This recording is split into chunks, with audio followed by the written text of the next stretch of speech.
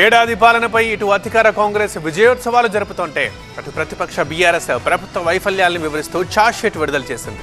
ఏడాది పాలన ఎడతెగని వంచన అన్న పేరుతో కాంగ్రెస్ ఏడాది పాలనపై ఛార్జ్షీట్ని రిలీజ్ చేసిన మాజీ మంత్రి హరీష్ రావు తమ ప్రభుత్వం తెలంగాణని ప్రగతి పథంలో తీసుకెళ్తే ఏడాదిలోనే కాంగ్రెస్ తిరోగమన విధానంలో తీసుకెళ్లిందని మండిపడ్డారు.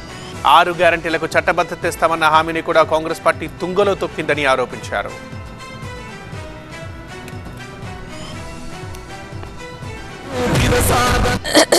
అసలు ఈ పాలన ముఖ్యమంత్రి గారి పాలన ఒక నెగటివ్ యాటిట్యూడ్తో ప్రారంభమైంది.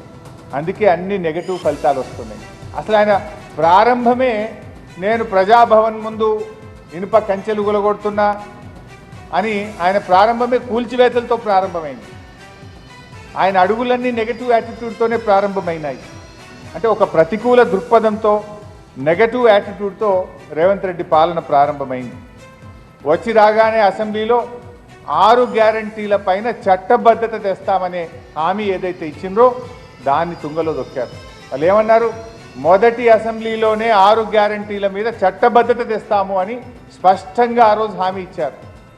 మొదటి కాదు 4 అసెంబ్లీ సమావేశాలైనా ఇప్పటి వరకు 6 గ్యారంటీల మీద చట్టబద్ధత రాలేదు.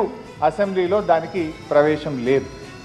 ఇచ్చిన హామీలు నెరవేర్చలేని తన అసమర్థతను కప్పిపుచ్చుకోవడానికి శ్వేతపత్రాల పేరిట రోధ పత్రాలను ప్రవేశపెట్టారు. దివాలా తీసిందనే నెగటివ్ ఇమేజు రాష్ట్రం నెత్తిన రుద్దారు.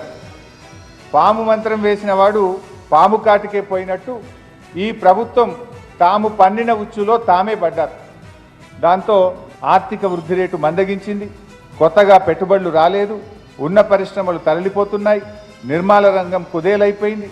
Real estate డమాలైపోయింది. అంటే రేవంత్ యొక్క ఇమ్మెచ్యూరిటీ, ఇన్క్యాపబిలిటీ, నెగటివ్ యాటిట్యూడ్ వల్ల రాష్ట్రం అన్ని రంగాల్లో కూడా